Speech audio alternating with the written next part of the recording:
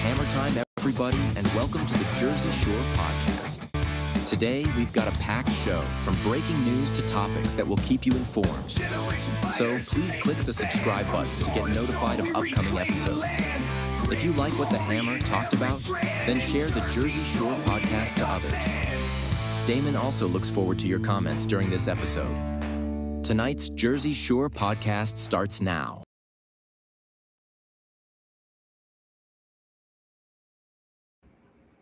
Hello, everyone, and welcome to another episode of the Jersey Shore Podcast. That's S-U-R-E because we are always shore. We have a special podcast tonight. We have a lot of great guests that are going to be coming on. I'll introduce them as it comes along. And this is brought to you by the great America's Pulse Network.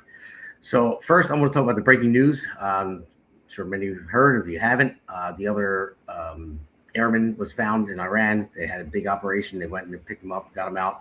If you guys want to look it up, you'll see it. It was pretty amazing how they went and rescued him, and how they our government and our military is fantastic. I mean, what they can accomplish. Now, I'm not saying like I don't like wars, and nobody does. But what we're doing right now, what we can do is amazing, and it just shows you today what we can accomplish with our military might and our strategic moves. So that is some of the breaking news right there.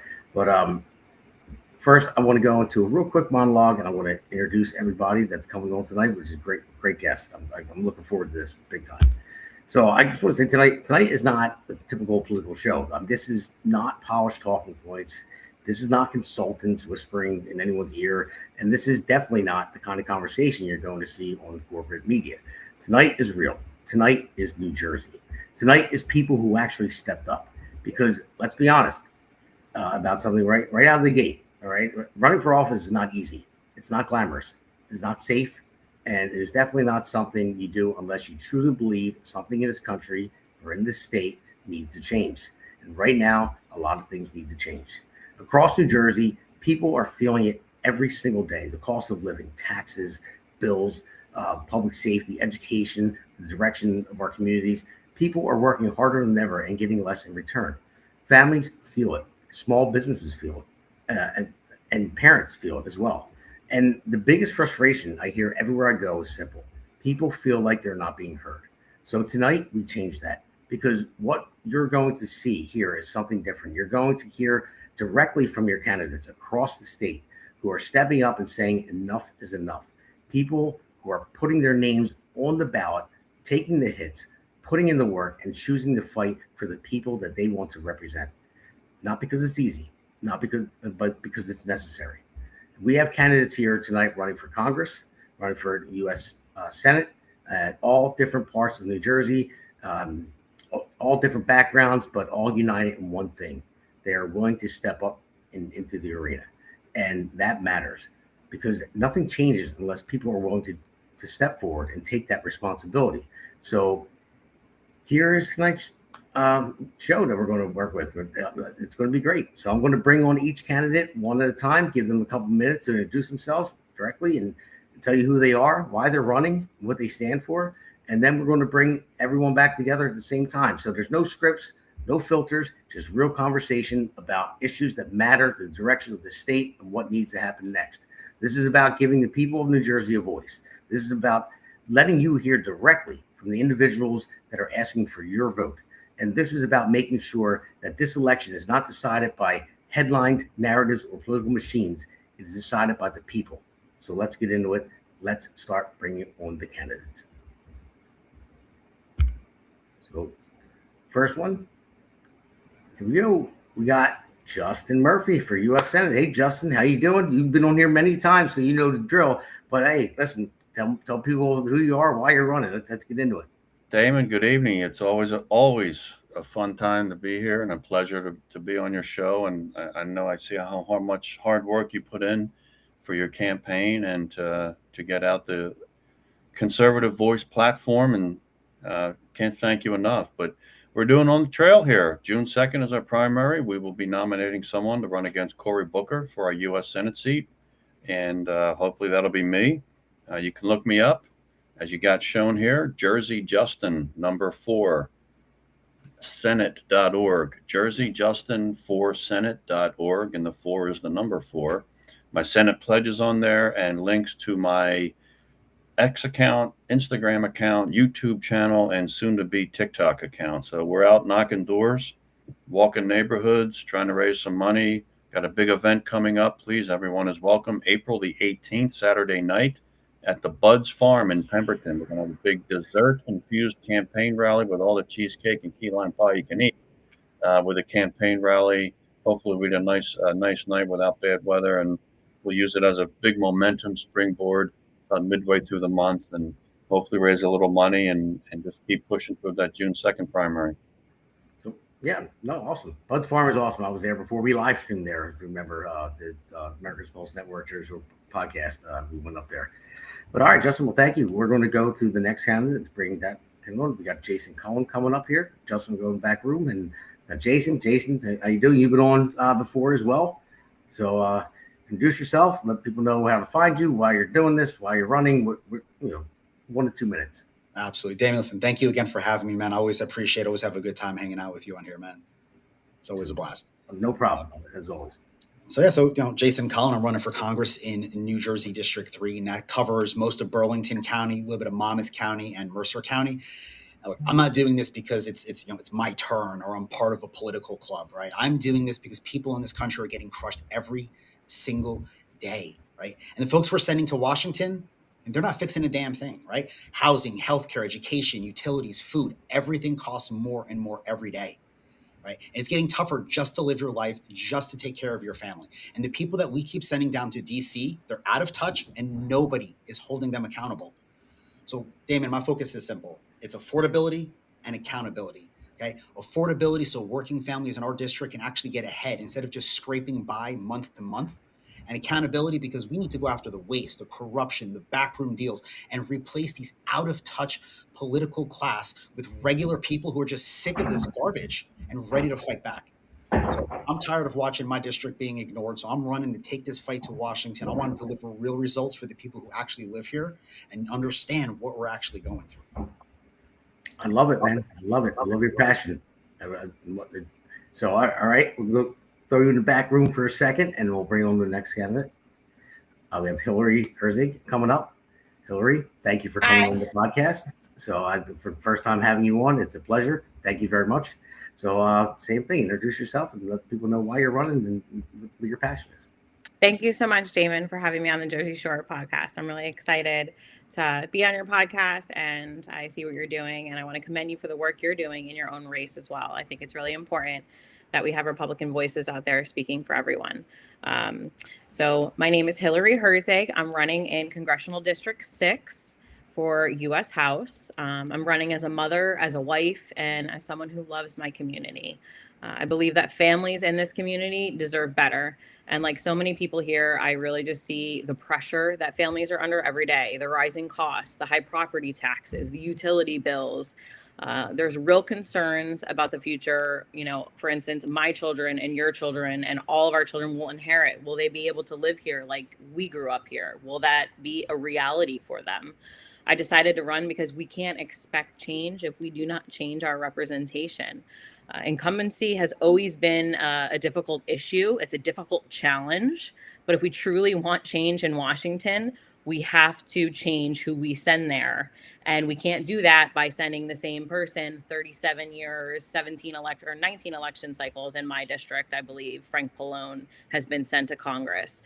That's not going to make change. What is important to me also is term limits, because the president has term limits, the governor has term limits, Assembly doesn't have term limits, Senate doesn't have term limits, House doesn't have term limits, and that's where the change occurs. The change occurs with the people who make the legislation. So until we change the incumbents who have been in there for 30 plus years, we're not going to see that change at home. So I can say this. I am not a person that's going to bow to political machines. I am not going to bow to corruption in Congress. I will call it out on either side, on the Republican side, on the Democrat side. I don't care if there's corruption going on down there. and you send me as your representative, you better believe I'm going to expose it, and I'm going to say everything, that I find. And I'm going to be a representative for everyone in my district, not just Republicans, but Democrats, independents, libertarians, everyone. So tonight I'm just asking everyone in District 6, let's make this year be the year that we take back District 6 for real representation. Let's do something hard and go with change. This campaign is not about a seat. It's about change. It's about change for our district. It's about change in our country. And we're not going to get change with the same old incumbents. It's just not going to happen. So that's what I have to offer. And I'm ready to get in there and really make some change. And I'm open to conversations with everyone in my district. All right. Awesome. Thank you, Hillary. Thank you very much. All right. Well, we'll put you in the back room, and we got one person left. We got GreggMele is going to come on. Gregg, how are you doing? Thanks for coming on. Thanks. Good to see you. How you doing? Good. So same deal as everybody else. Introduce yourself, tell people where to find you, and why you're in this fight. Sure. GreggMele, running for Congressional District 12 in New Jersey, and the website, which is partially shown there, www.mele4america, which is MELE, the number 4 in America.com. Basically, I mean, I've looked at running for office because I really came from nothing and achieved the American dream. I had the good fortune of doing well in school. I wound up sticking with it for a long time, did a lot of degrees, and studied particularly public finance and budgets, things like that, actually from local up to national. So, of course, affordability is one of my big issues. And otherwise, it is the transparency. I've been an anti-corruption candidate ever since I started this venture. And, it's really important that also, like Hillary said, the term limits. The reason that people get corrupt is because they are still able to get many, many decades entrenched into the system.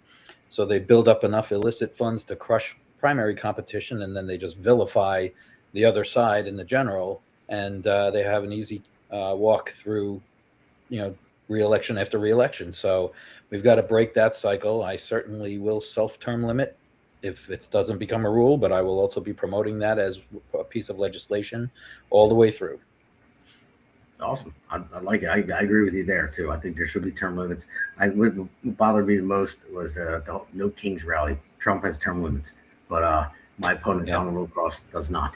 So he was at the No Kings rally. So all right, they don't want to look in the mirror. So no, of course not. But there's one more candidate. I think there's. Oh wait, that's me. So I'm Damon Galdo. So I'm running for Congress, as you all know, all the listeners out there. And thank you for joining us. Everyone pretty much knows where I stand. I mean, I could just say whatever they just said. I'm on board with that. But we're going to get into a nice discussion here, an open forum. And we're going to take a real quick, 30-second break with an ad. And then we're all going to come on together and we're going to have an open forum. So let's take that break. Hey, it's great to be on with you. This is a great podcast. It's a lot of fun, and it's informative, and it's real information. It's none of the frills and none of the nonsense that you hear on the legacy media.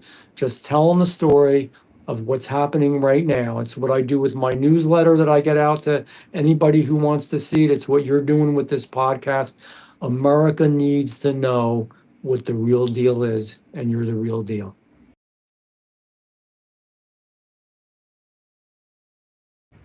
And again, as always, thank you for that, Jeff. I really appreciate that. You gave me. Jeff's a great guy, man. He gave me a 32-minute interview. When I asked him to come on, he said, sure. I thought it was going to be like a Fox News interview where he's on there for like 5 minutes. He gave me like a full, 32-minute interview. I was like, wow, it was great. It was a good time, though. Jeff is a good guy. But so, guys, let's open it up. Like I'm going to just ask one simple question, and we can go over the room. I'll go with ladies first. We'll start in one sentence. What's the biggest problem in New Jersey right now? And I'll start with you, Hillary. Ladies first. Illegal immigration. Well, that's just solid. I mean, I gave it to you in 2 words. Yeah. It literally affects every part of our economy here in New Jersey. It is why we have high taxes. It is why we have high insurance. It is why we have high utility bills. Everything goes back to one thing. It's supply and demand. And when the demand comes over, unvetted, over our border and floods into our state, because now we have a sanctuary state, right? It affects everything.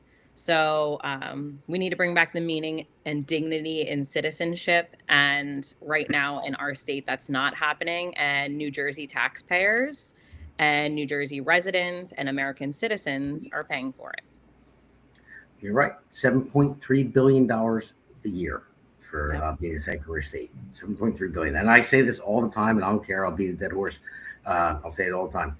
If we were to recoup that money, not because my property taxes are going up about $2,000 a year in June, and if we recoup that money for the 30 or 3.6 million homes, wherever it is in New Jersey, you could lower everyone's property taxes by over $2,000 a year if we didn't spend that $7.3 billion. So that just something to look at, everybody that's listening. Like, sanctuary state goes away, no paying for illegal immigrants. We get to save money and actually live comfortably. So I want to go to the next one. I see Arlene is up there posting a lot of stuff. Thank you, Arlene, for hi, Justin, Jason. Good luck, Hillary, and Gregg. Good to see you again. Gregg, I'm sure you know Arlene. So Gregg, I'll go to you next. I mean that I agree with Hillary. That's one of the biggest problems. It's illegal immigration. Right. But what do you think will be the next biggest problem? Unless you want to elaborate on that. Well, I do want to acknowledge. Hillary hit it right on the nail on the head. That it's the cause and effect. Basically, the illegal immigration is causing a lot of our other problems. Especially, to me, as an attorney, I feel like declaring a sanctuary anything is treason. It is against your oath of office. You should be removed. You should be jailed. And I just don't understand the tolerance for something that is obviously already against the law. There is no debate or argument that really should be happening, but somehow we find ourselves having to try to justify what is already the law. And it's really tough for me as an attorney to deal with those kinds of situations. But tying to the other topic she brought up was the affordability, basically, and the economy. I think the difficulty we have. It's mainly that in the tremendous cost we have to pay, but also it does tie into the term limits and the transparency, which is another big issue.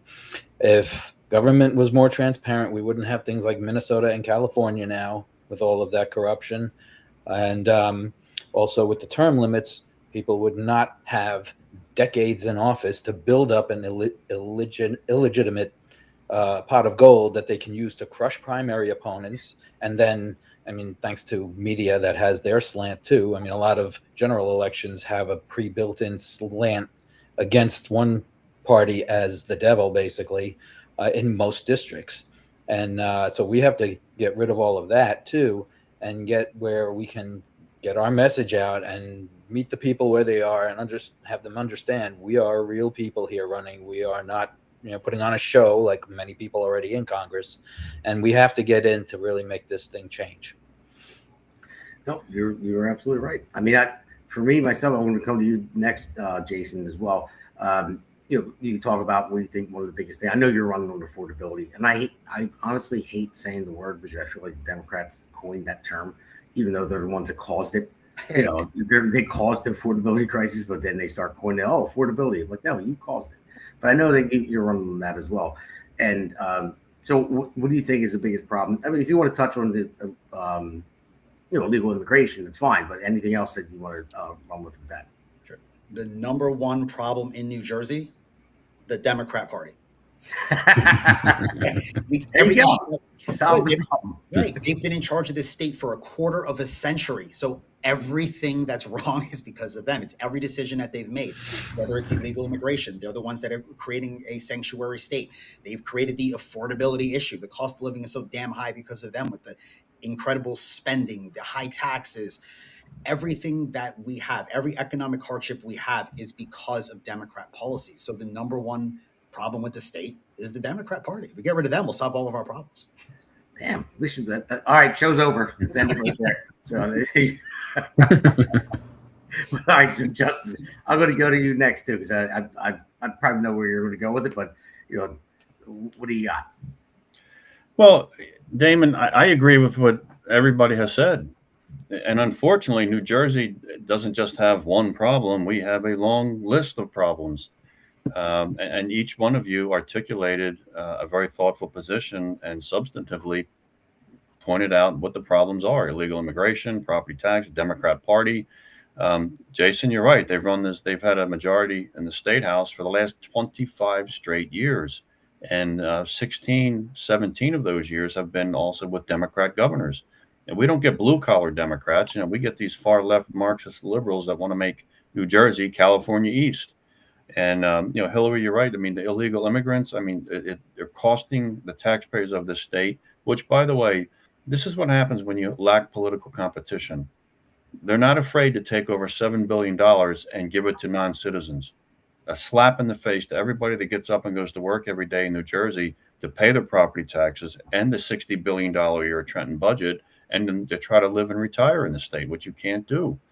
That's a slap in the face saying, yeah, we did it, and you really can't do much about it because we know you're not going to take back control next year of the state house and state assembly, and we know you probably won't win the governor's race in 2029.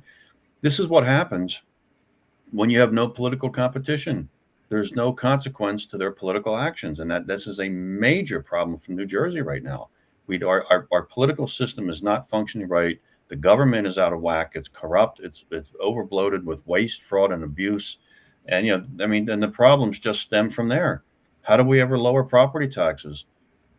Well, when you're giving away $7 billion to illegal immigrants, guess what? You're not going to lower property taxes for New Jerseyans. And that's a shame of it. And it's sad. I was thinking today, I was walking through neighborhoods. I've been on the street myself campaigning. I'm knocking on doors. Today I was in Medford, New Jersey, in Burlington County. And I was really sad. This is the town that I grew up in. I've been here since 1976 and Tabernacle since 1978, neighboring towns.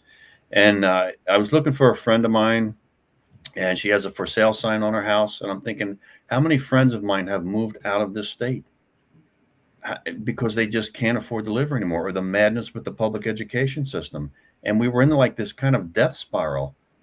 People just can't wait to get out of here. And it really made me sad. I'm like, this is where I grew up. I grew up with these people. We were friends. We went to school together, college together, high school together. We worked together. We go to the gym together. And so many of them now move out as a matter of necessity.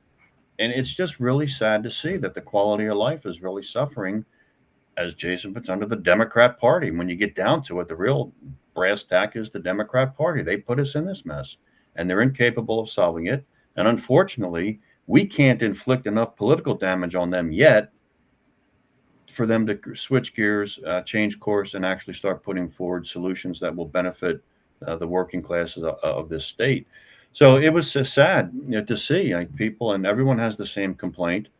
I can't live here. I pay property taxes. Property taxes are so high. They're keeping people from being able to retire here or raise children here. And it's, we have solutions. We just don't have the political will or leadership in Trenton to implement anything that would make life better for New Jerseyans. So we've got a multitude of problems, but you all touched on substantively the aspect of each. It's the Democrat Party. It's illegal immigrants. And then, of course, from that, we get high property taxes. We get a public school system that's broken and failing. What else do you need? You get Mikey Sherrill. She's obviously just worried about trying to do what she can to obstruct the Trump administration. We've now codified being a sanctuary city. That is not madness. That is utter madness to codify, not just to have the executive order policy, to have your legislative body pass a law that says, yeah, you can come here. Okay, it does nothing but attract criminals. So who puts up with the degraded quality of life with less safe streets? You and I, our children, our families, our neighbor. It's just. You're right, Justin. And the thing is, I think, and this is going to be open to everybody after this. Everybody jump in for anything you want to talk about after this. But I just want to look at my opponent in Norcross. No, he has the monopoly on everything. His tentacles are everywhere. He controls a lot of things. Yeah. And it's the same thing with the Democrat Party. They do. they made us a sanctuary state. Everyone knows why. Because they want illegals to vote. They're fighting against the SAVE Act because they want illegals to vote for them. They want to, and that's what it is. That's why they codified it in law, the first sanctuary state. And that's a big deal. And people don't realize that. It's a really big deal. And I wish that we can come up with something, and I swear I will try to, that if you're a sanctuary state and you allow an illegal immigrant that has a record or whatever that is a criminal, not just a criminal from crossing our border, but already has a criminal record, and you don't deport him and get him out, and you stop ICE from getting him, and they hurt somebody, then the government should be sued over that. The state should be sued over that. They have to be held accountable. And the people that let them out and let them be here need to be held accountable. And that's where I'm going with that. I will find a way to figure that out, how to put that into law, in federal law. Well, I will sponsor that bill with you. Yeah, Damon, the accountability needs to come from the voter to kick these people out of office. And we have such a high level of apathy. We can't do that right now. I know. Well, we need to get people out to vote. I mean, what is it, Justin? We have like 22 to 25% midterms Republicans come out to vote. Well, we'll have, I mean, if you look at an historical analog, most of your midterm elections have between 33 and 39, maybe 40% of people are upset about something. Of a turnout rate nationally, individually in states for midterm elections, which means you'll have well in excess of 60% of the registered voters sitting home this November not voting. That's just unacceptable to me. The apathy is really crippling. It's a dangerously high.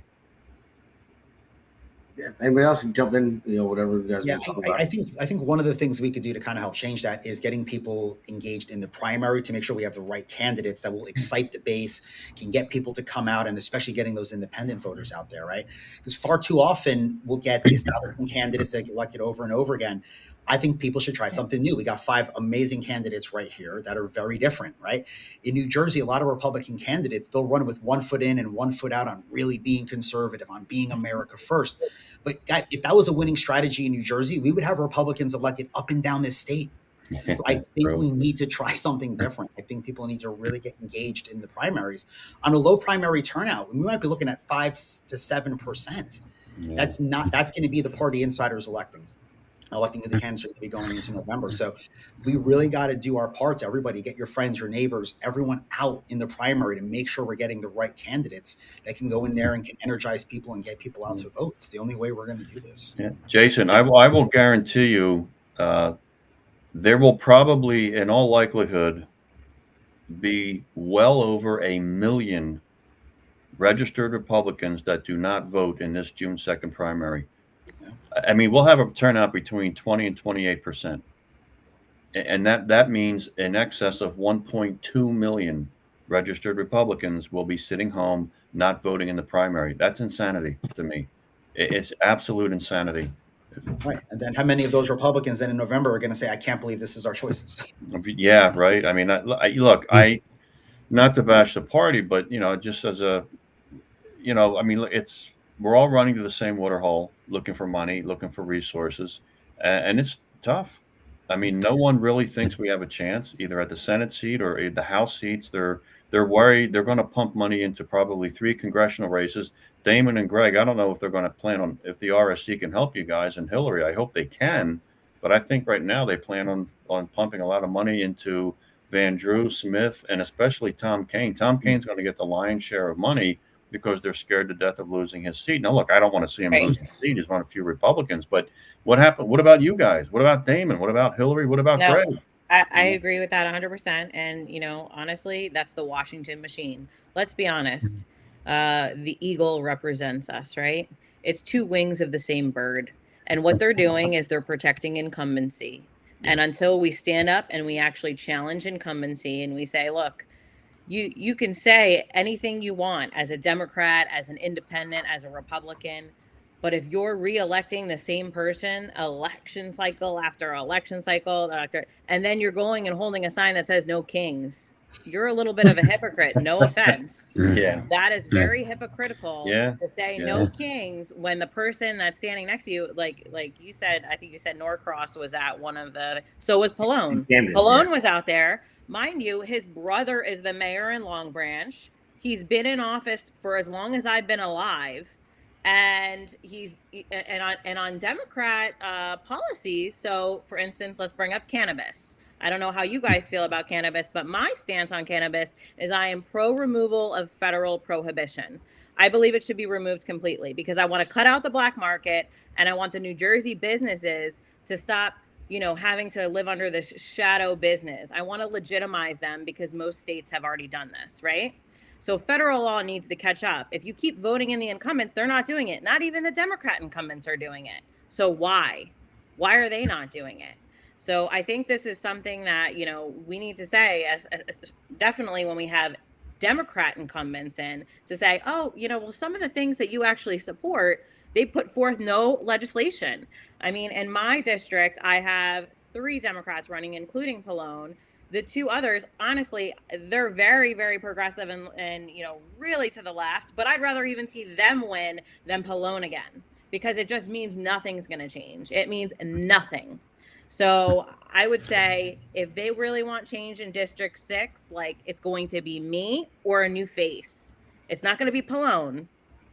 So Yeah, I want to also touch upon something, Jason, to expand upon one of your points.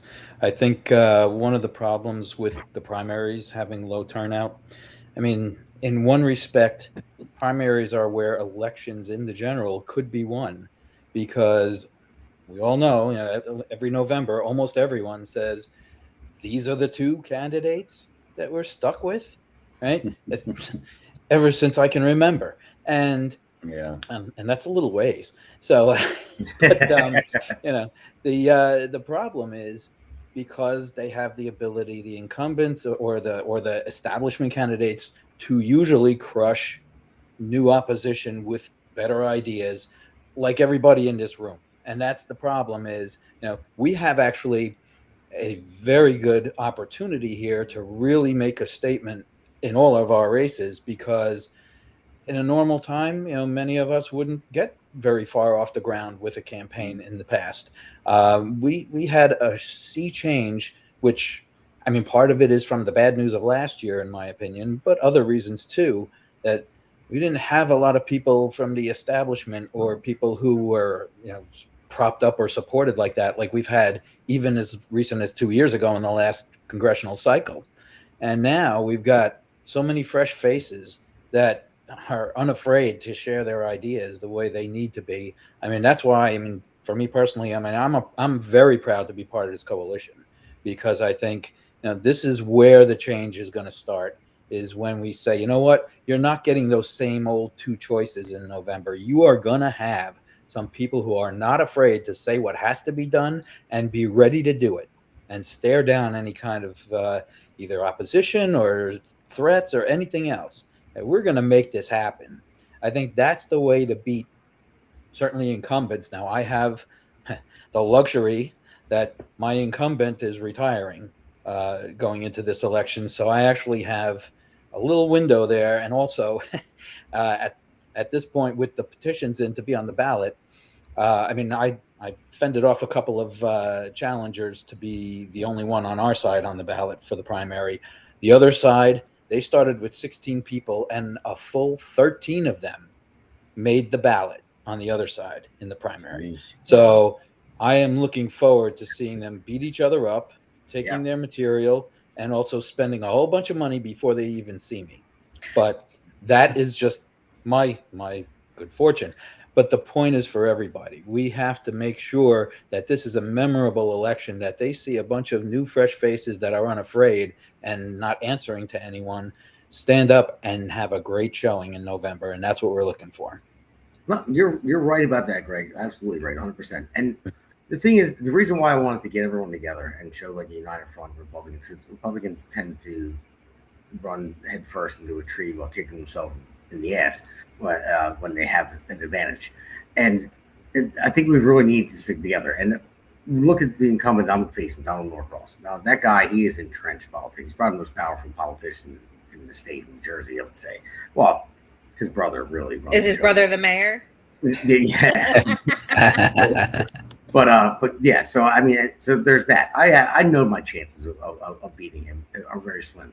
But all of us have jumped into this race because we care. That's why we're here. That's why we're doing this now. That's why I started this podcast. That's why our great producer, other Damon, man behind the curtain there, and other podcasters that own this network, founders, started this network because my biggest problem is with media. Media, when I lost last night, I figured media is more powerful than politicians. It can be because it's what people see, what they hear, what they watch. That's all they're getting. You watch CNN, NBC, and you get the same news every day. I mean, Jesus, my mother-in-law, I'm sorry, but you're probably watching this or you're going to watch it later. But yeah, she watches that. And she's like, oh, wait a minute. Donald Norcross just donated $1.6 million to, no, he didn't. He donated our tax dollars to something. So You donated. Yeah, you donated. He reached in my pocket, your pocket, and pulled it out, and he gave it to whatever it costs, that he wanted to make him more popular and get votes. And that's the same. And buy votes, yeah. Yeah, that's exactly what it is. But people don't get that. And it's okay that they don't. I don't expect everyone to understand. I was never involved in politics my entire life. It's been years I have been now. But it's just the people don't really, they just want to live their lives. They want a nice, they want to have, well, most people anyway, I would say, just get married, have children, and live the American dream. Even though we're losing that right now, I believe we are, and I want to get it back. But that's what a lot of voters, when we talk about the amount of Republicans that don't come out, I believe that's one of the big reasons. It's because they just want to be left alone and live their lives, and they don't pay attention. They don't want to get involved in this stuff. But the thing is, having a podcast like this and having a network is you have to push them, and you have to say, listen, this is what's going on. If you guys don't pay attention to it, you really have to get out the vote because this is important. I mean, you're slowly losing, everything that you want in life, and that's a big deal. It's a big deal to me, and I'm sure the more we get the message out there to people, I think it'll be more of a big deal to them if they realize it. Go ahead, Gregg. I was just going to say, if you don't act upon hoping for the best, you're going to have to expect the worst, and that's what it is. The complacency and apathy is a killer for any kind of change. So. Sorry, you go ahead. That's okay. I was just gonna say, I was one of those people, kept my head down, go to work every single day, whatever, until I got an email one day working as a civil servant saying, you need to show us your COVID vaccine card or you're going to be referred to HR for removal. That's un-American, in my opinion. That's medical tyranny. And I will stand against that no matter what. And in 2022, that happened to be the same time that the border was open and I was working to help naturalize United States citizens. And I said, really? So my job is being counteracted. And now you're going to tell me that I have to consent to a medical procedure? Okay, I'm done. And I walked away and I prayed about it. And I said, how can I better serve? How can I serve my family? How can I serve my community? And I moved back home to where I grew up in Monmouth County.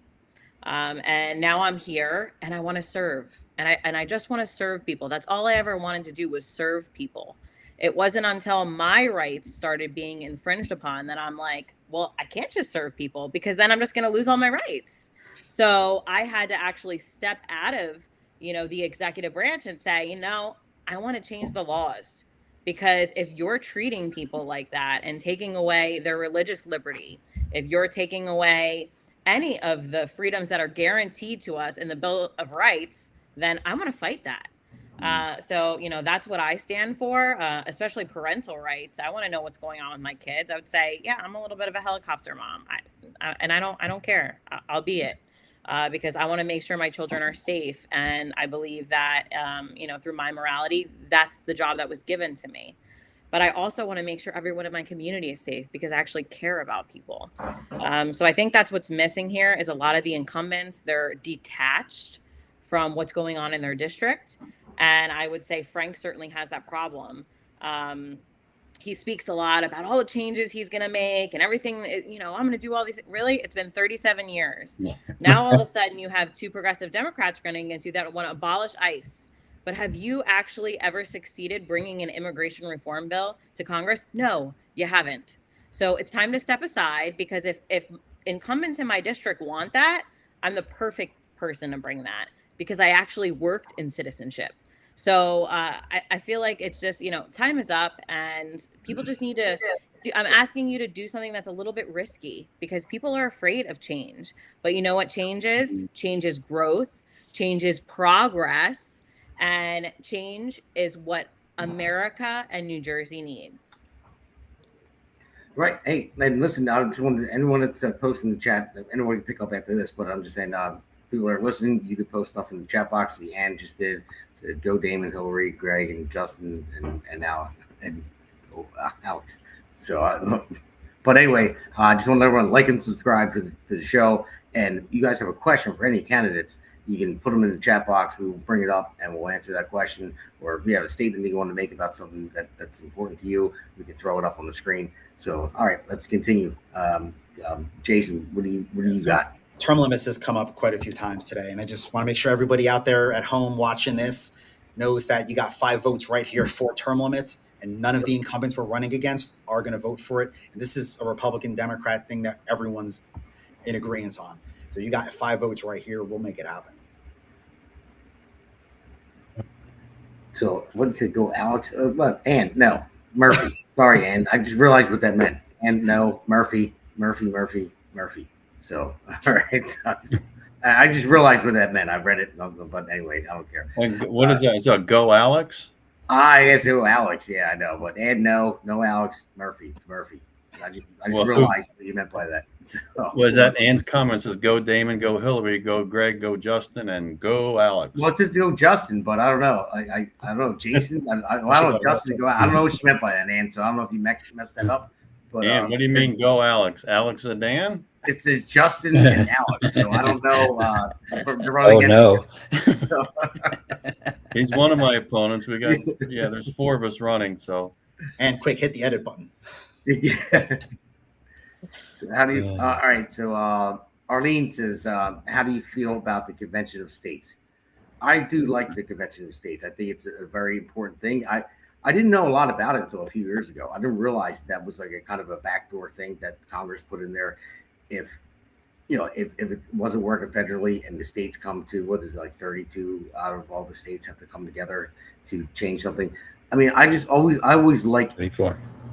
I like a safety net just in case. They always did. It seems like in our Constitution, our forefathers always put in a backdoor safety net here and there to where it can't get out of control. There's always something that can stop something, and that's where I'm at with that. So I don't know how you guys feel about that. Yeah, I think more people need to be made aware of the Convention of States because I don't think a lot of people really even know what it is. They need to start calling their representatives in their states and start calling for this damn thing because it is the only way. If we can't knock these incumbents out of Congress that have been there for 30, 40, 50 years, it's going to have to be the states that change what's going on in there. And that's how we're going to have to do term limits, for example, right? It has to be a constitutional amendment. Is Congress going to vote themselves out of a job? Probably not. But through a Convention of States, we can do that. We can get a balanced budget amendment. We can cure the 14th Amendment, which I don't understand why there's any debate over that, considering on the Senate floor during the debate for that, the author actually said, this is not for foreigners. It was for children of slaves. There's a debate for it because it's been used as an immigration loophole for decades. Yeah. That's why now there's a debate against it because immigration enforcement, whatever. Think about it. DHS was just formed after 9/11, right? And ICE is a part of DHS. USCIS is a part of DHS, Citizenship and Immigration Services. First, it was INS. So now there's a debate about it because they started using it as a loophole. So it just took literally that long to get through, just like the SAVE Act. The SAVE Act has been around now for over a year. Then it became the Save America Act. Now they're gonna have a filibuster. Now they're gonna debate it. We should have passed it months ago. Like, just remove the old Senate rules, remove the filibuster. It's not in the Constitution. It's not even constitutional. They made it up. It's something they made up to stall progress. I think that's, maybe what sets me apart a little bit different is like, I don't want to say I'm progressive, but I want progress. I don't want the same old stuff going on. And that's what's going on is right now we have a Senate Majority Leader, John Thune, who is like, oh, we're going to, let the Democrats speak on it. And we're going to, no, like you have the majority, use it. In New Jersey, the majority does not cower from using the majority to ruin our state. They do not cower to, you know, they're going to sign the sanctuary laws and they're going to send it to the governor and she's going to sign it. They don't cower. So what is it? What is the purpose of having the majority in the Senate and the House if we're not using it? Right. When it's not even just Thune. I mean, there's other Republican senators that don't want to get rid of the filibuster either. So we can't even put all the blame on him. We have, I know I mentioned earlier the Democrats are the problem, but honestly, there's a lot of Republicans that are part of the problem too. We have to change these people out. Yeah. Right. They honestly, yeah. Nothing can happen when you have a 2 or 3 seat majority. You know, to really be effective, you need 4, 5, 6, 7, 8 seat majority, because you know you're going to lose somebody. We're not really parliamentarian like Western Europe, so you always have to factor in. You're going to lose a couple of votes here and there. So, like I said, you know, winning back control of each chamber was great, but to do it by such a thin margin, you know, there's going to be problems. You know, and our founding fathers wanted it this way. They designed us with checks and balances, federalism, shared power between government and states. Federalism, checks and balances. You know, they created us this way to be methodological, deliberative, slow. They didn't want things to be moved through quick. And, you know, throw that in with a political class that's a greedy to hold on to political power. And yeah, we do have a problem with efficiency sometimes.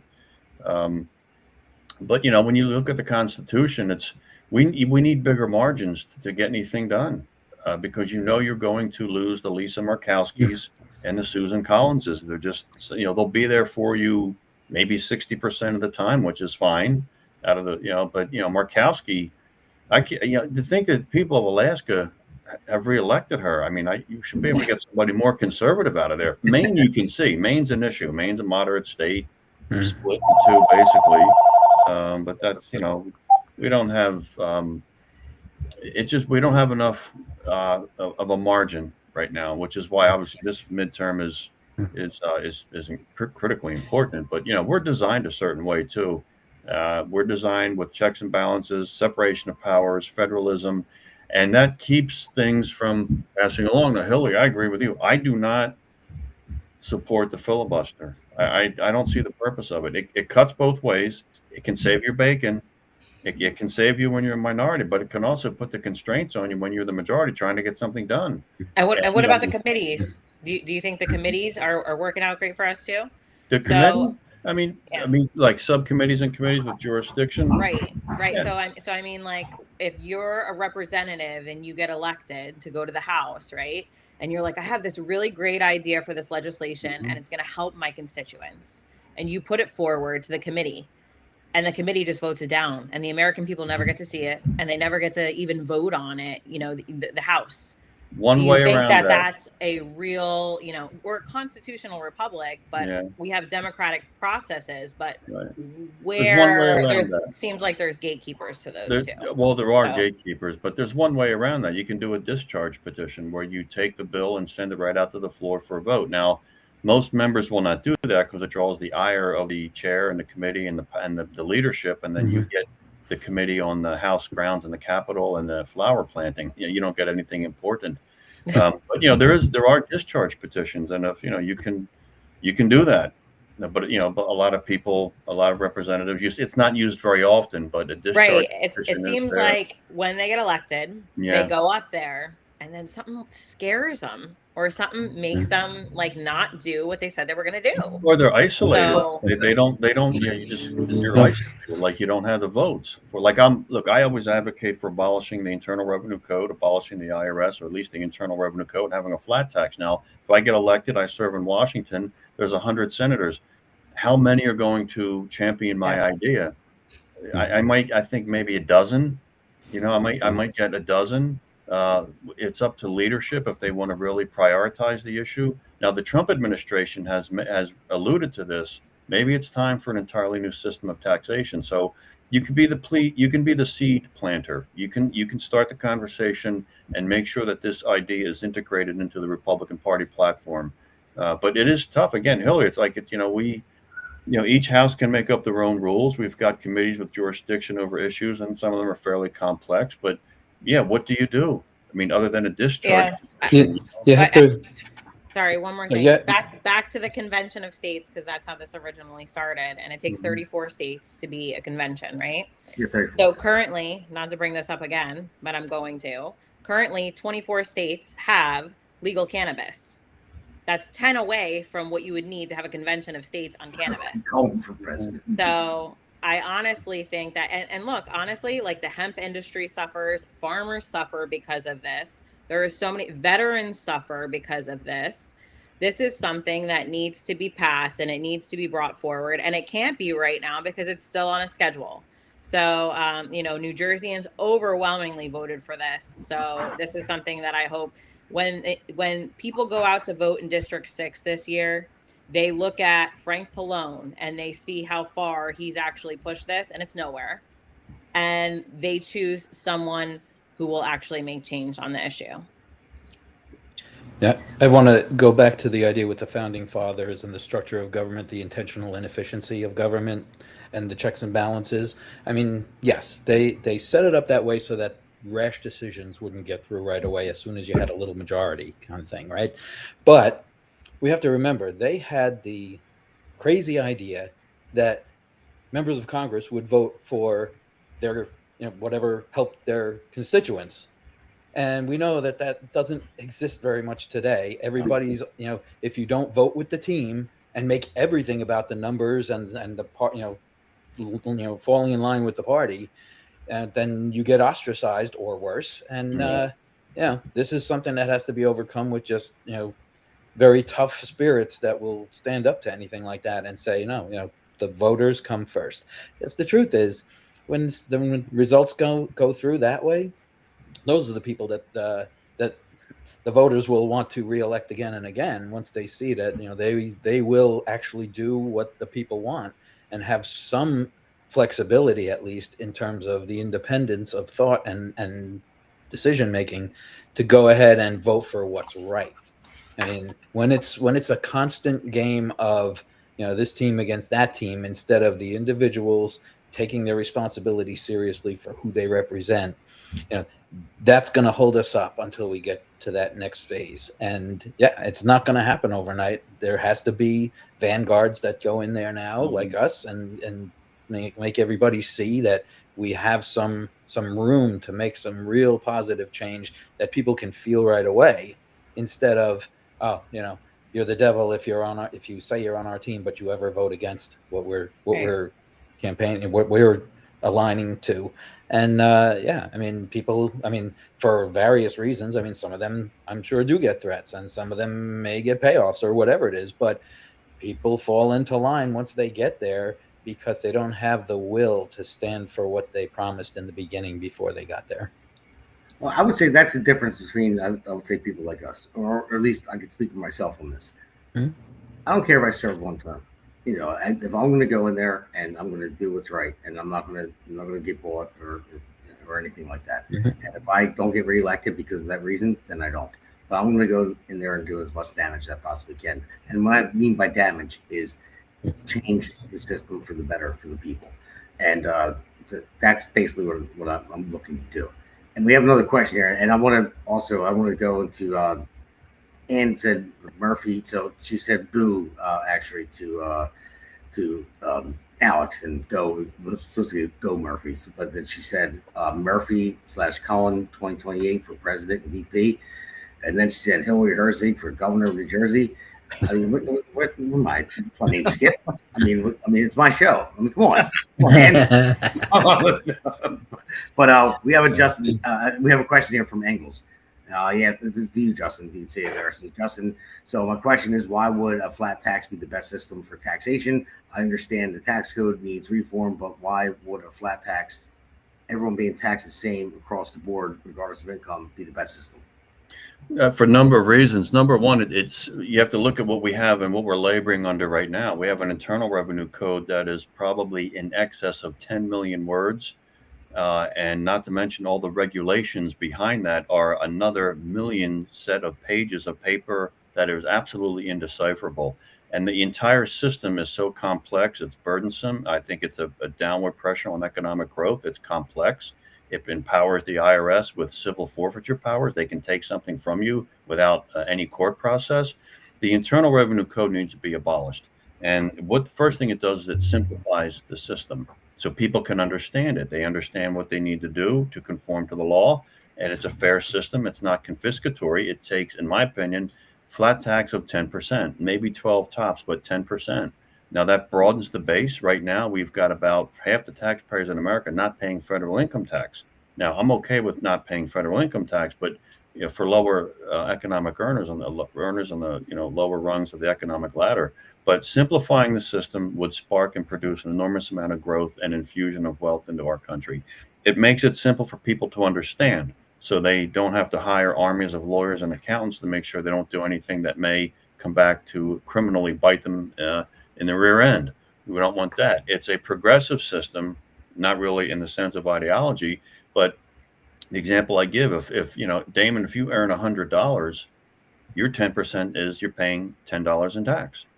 Okay, Hillary, if you earn $1,000, you've earned 10 times the amount of money Damon does. You're paying the same fair flat rate, but you're paying $100 in tax, 10 times the amount that Damon pays. So nobody on the left should ever complain about this, because it's actually a progressive scale with a flat tax. The more you make, the more you earn. You're still that same flat fair rate that everyone has, but you pay more because you earn more. But it's not confiscatory. It doesn't get up to 30 and 39%, and then your state income tax in California 13%, and then 15% in addition to the payroll tax when you're self-employed. We have such a convoluted system. It does not do. It doesn't create wealth and doesn't promote job creation and business and entrepreneurship. So we need to simplify the system, make it fair. It should not, you get rid of all the loopholes and the special interest when you flatten your tax rate out. You keep deductions for mortgage and charitable. Everyone gets a huge standard deduction like you get now. That doesn't even change, but you get rid of this monstrosity that no one can even decipher and understand. One rule and regulation after another. And it seems to grow every year, becoming more complex, and nobody knows. You talk to one accountant, they'll tell you one thing, another one will tell you something different. You don't know who's right. You got to watch where you step. It's too complex. It could make you a criminal. The IRS has way too much power. But simplifying the system, I think, it is enormously beneficial. You simplify the tax code, you're going to increase economic activity enormously, which will result in more revenue to the federal government. So it'll be a huge tax cut for most people. You probably are right now with the flat tax system. You would probably have a standard deduction of about $50,000. Now that means if you're a family of four, husband and wife, and you're struggling here in New Jersey, okay, your first $50,000 of income, is federal income tax free. So let's say you make 80 grand a year combined as a couple. Okay, you're being taxed 10% on $30,000. Your tax bill is $3 grand. You write a check, you send it in, you're done. It's simple. It doesn't take up weekends of work. It doesn't take up stress. Oh my God, I didn't make my quarterly income tax payments. Now there's an 8% penalty. Thank you, Joe Biden. I mean, the system, as it's also, the current system allows those in Washington to control, and who gets the tax breaks, who are the special interest lobbies, who gets the tax breaks, who doesn't. You always hear the Democrats say, we're going to have targeted tax cuts to the green energy industry because, that's the future. No, that's their campaign donators. Exactly. That's the campaign donation. So that's what they're giving those people, the benefits, the tax breaks, the deductions, the credits, and all these, and the cash incentives, the grants, because they're voting for Democrats. So it empowers a political class to favor one American over the other. The flat tax takes power away from Washington and puts it back where it belongs, with the people, we the people, the sovereign authorities of this United States of America. First three words of our Constitution's preamble: we the people. Not we the political class, not we the judges, it's we the people. You're right, Justin, by the way, right about all that. And the thing is, that's why we can even take it back to term limits again. Yeah. That's why we support that. Because Damon, Engels has another, I'll just be very quick here. Engels is asking, so where would we be able to recoup losses from a flat tax? Engels, we would not have losses from a flat tax. We would spark so much growth from a simplified tax code. Okay, businesses would kick our doors down to set up shop here. We have the most productive workforce, a simplified tax code, generally a safe country, great infrastructure. I mean, it's got problems, but generally, where else would you want to do business? But America, you simplify the tax code, we'll have a boom. Like, because tax reductions do what? They increase economic activity and they increase revenue. Happened for John Kennedy, happened for Ronald Reagan, happened for states that cut taxes, happened for George Bush, happened for Donald Trump. Every time we reduce taxes, we always have record level of revenue. So there's no cap, because remember, a tax cut is not a government expense. So we don't have to find a dollar for dollar. Tax reduction is not a government expense. It's the government taking less of what the private sector produces. Yeah, You're absolutely right. I always thought that was one of the biggest insults when one of these members of Congress says, "How are we going to pay for a tax cut? Are you going to pay for me to keep my own money? Are you kidding me?" They're economically illiterate. I mean, I know they are. I mean, economically it's unbelievable. illiterate. I mean, listen, I work for a private business and I build commercial buildings. And if I ran my company that I work for ran the business like government ran their business, they won't be a business. You'd be out of business. Yes, and I build. When I say I build commercial buildings, I build government buildings as well. So, and it's different when you're dealing with a private developer. Private developer, you're building their building. They want it built as fast as possible. They want it in production. They want it done. They want to get it up and running, get your CO, so they can start charging rent or lease, whatever it may be, because they want it done. Because they have a loan from the bank and want to pay it off and they want to start making money. When it comes to a government building, no urgency whatsoever. They do not care. It's they don't have to. You ask a question. Oh, well, we're going to get around it. We have 30 days to respond to that. I'm like, 30 days? I'm like, what do you mean? I got a crane here that's costing thousands of dollars per day. And we have 30 days to approve this. We just bought all 82 pilings to drive in the ground that you spec'd. You spec'd it. Said, buy these pilings. They're 65 foot long. Drive them in the ground and start the building.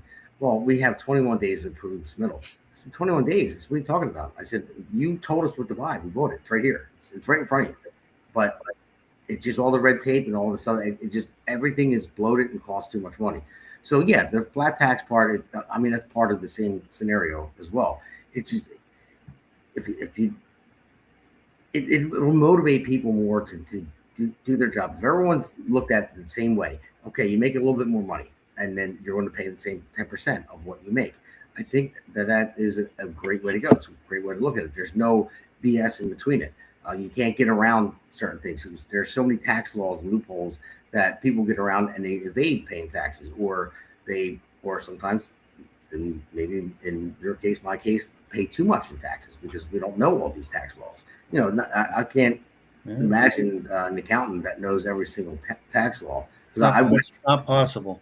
Yeah. If you look at the tax, not here, give you an example. Obamacare.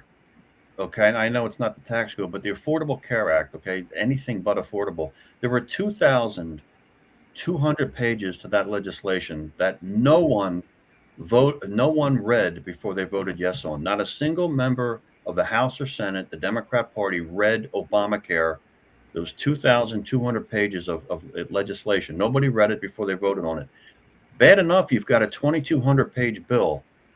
Behind that bill, you're probably over 10,000 pages in regulations to write the regulations to implement the bill. Same with the tax code. You've got a tax code that's monstrous right now. And then behind it, you got a mountain size full of IRS regulations, Internal Revenue Code regulations. How do you even have time to go through this to figure out if what you're doing is legal? You don't, because they keep it complicated. That's the thing. You guys know right. Everything has to be complicated. It's just the more mess that they have in front of your face it's almost like a magic trick. Don't look over here, look over here. And that's what it is. And they hide stuff in there. And that's what's been going on for a long time. Everyone knows that.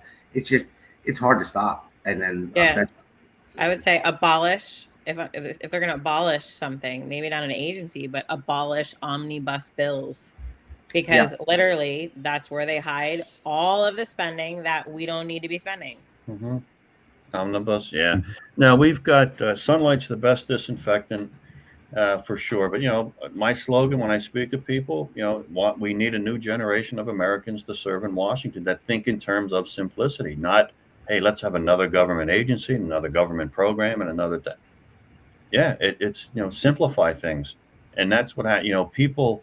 You look at the liberal Democrats, few of them have ever had private sector jobs, and so they don't understand this. They really don't. We need more business people to put their life on hold and serve in Washington, just so we have that citizen legislator that our founding fathers thought of, to make, because if now we have a government, a political class that's very distant from we the people. They're dysfunctional. They're self-serving. They're greedy for political power. They're arrogant. They're corrupt, criminal in some cases, and we're living with the results of that now. So, all right, guys. Well, listen, we're getting close to the end of the podcast, but I want to. Let's see. Someone not put the word, just post something there. But how would you? I'll leave you guys with this question. Everybody will go around the room. Why should someone who disagrees with you politically consider voting for you? How would you win that person over? If they don't, ladies first. Okay. I know I'm throwing everyone's foot in the fire. The hard ones. This is a tough question. Like, if people disagree with you politically, but it could be a percentage. They. Well, I mean, it depends. What would they disagree with me politically on? So I would actually first I would start by listening to what they believe politically and why they believe that my political stance on that issue conflicts with them so much where they wouldn't vote for me. And then I would work to understand where they're coming from, because that's like the biggest part of it is like, look, when you say Democrat or Republican, I'll say this again, it's two wings of the same bird, right? Because not everyone fits into this Democrat or Republican. That's not the truth of the body of America. That is not the truth. But it is, when we go to the polls, what ends up happening, right? Is we're choosing one or we're choosing the other, because those in between usually never win, because we really have a two-party system. We have Democrats and we have Republicans, but we don't. We have Green Party, we have Libertarian, we have Independents, we have, now Socialists, we have all these things, right?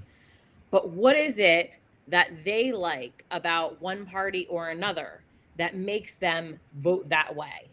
And I think that just figuring that out by speaking to individual voters and then asking them like, hey, like, what has the current representative in this district done for you personally? And why do you feel loyalty to him when he's been sitting in there for 37 years and his loyalty is to his donors, not to you as a constituent? So I would say for me, how I would work to win someone over, it's like, I just want to give someone an option to say, I believe in change. And if you believe in change, vote for me too, because that's what you're going to get with me. I'm not going to go there and press a button because my party says to press this button. I'm going to go there. I'm going to read each thing. I'm going to do all the research. And then I'm going to ask my constituents, and I'm going to look for their feedback on my social media pages, on my TikTok, on my X, on my everything. And say, what are my constituents who live in my district saying about this bill? And then when I go to vote, I know I'm voting for the right people. And that's we the people, not the people in power. So that's what I would say as far as, what would be the specific issue. And then I would work to understand where someone's coming from. Because look, everybody, I would almost say in a way you're even born with like preconceived notions about certain things.